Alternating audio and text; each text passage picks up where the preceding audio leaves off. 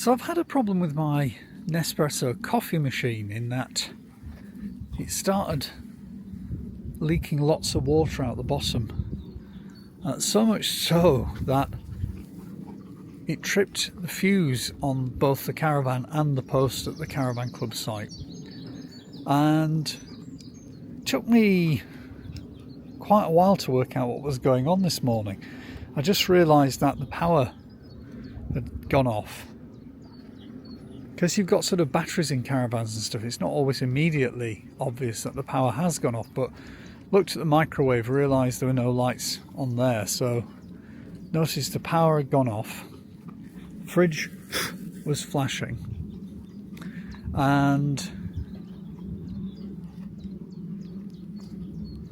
I sort of narrowed it down because I got this new teppanyaki thing which I'd just plugged in and made breakfast with this morning, and I sort of thought to myself, is it that? So I unplugged that and it was still tripping the fuse. Didn't realise that the coffee machine cleaned it out, set it all up, put water in it, started making a coffee. Hadn't realised it was that was tripping the fuse.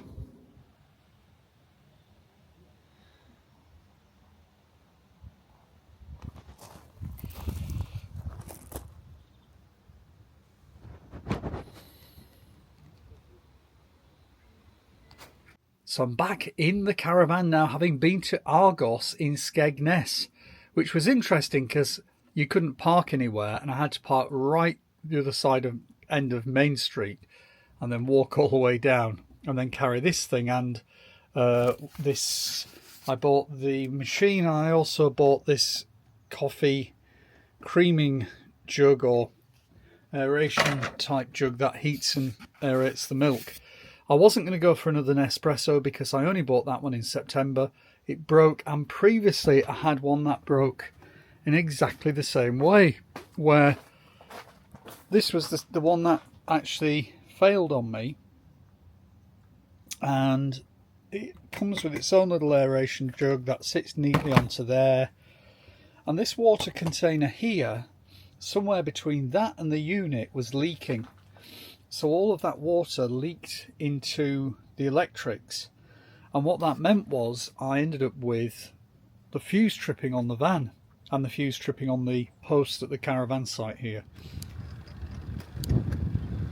Well, it's time for a bit of a cycle ride. Just went into Sutton on Sea to see if I could get hold of some LED lights, the sort that sort of plug in, and I'm looking for those that are a little bit softer white, or even ones that you can change the colour of, to try and soften the lights in the awning, because it sort of, the camping ones that you buy are great at sort of illuminating the awning, but they're also quite stark, quite white, and so I've had a bit of a cycle down into Sutton on Sea to a really nice hardware shop there that has absolutely everything apart from anything that I needed. So I was asking them, did they have the Philips Hue bulbs? Did they have any plug-in LED lights? You know, just basic LED lights that can work off the mains. And they didn't have those, unfortunately, so I haven't been able to get them. But a nice little cycle ride out on a fairly cloudy day today. It feels a bit cooler.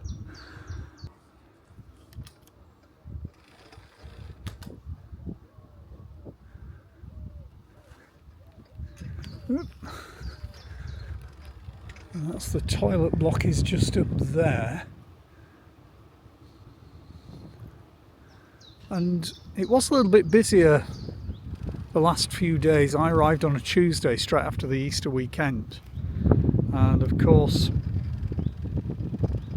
that meant that a lot of people had already gone. But that's my little setup there.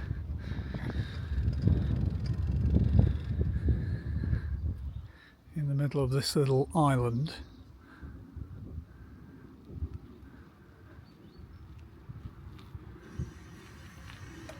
Oh. time to go back in and get sorted. Right, well, it's now time to get off and go and see if we can find some LED lights somewhere else. And we're going to go to B&M's. You go into somewhere like B&M and it's not somewhere I normally go into. And I ended up buying a variety of bits and pieces. I thought, well, I do need some more coat hangers, so I'll get some of those. And then, what else do I need? Well, I could do with the laundry basket, one of those collapsing laundry baskets, so I ended up getting one of those. And then I bought those LED lights. And what else did I buy? I'll remind myself later when we go and have a look. But yeah, you kind of end up buying things that you don't really need, but actually you kind of need. So here's one of the shelves that I got here, and it just is sort of handy because I've got it just up on the edge there, just fitted to that wall. Now these walls are pretty thin in the Caravan, so what I had to do was, there are just 2 screws that go through, but I have another one of these shelves in exactly the same place on the other side of the wall. The 2 screws from those shelves coming into the back of this one, and the 2 screws from this shelf going into the back of the other one. Slightly offset that way, but you'll see what I mean when I show you the other side in a second. But it's just good for keys and bits and pieces like that. And then in here, I've got the same thing on this side.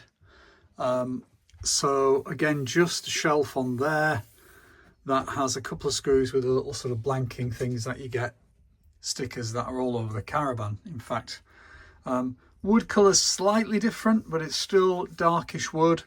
So it just means that everything has, or I have the opportunity to put things on there. So those were the shelves there that I got as part of my B&M trip. And then in here I got this little collapsing laundry basket as another thing.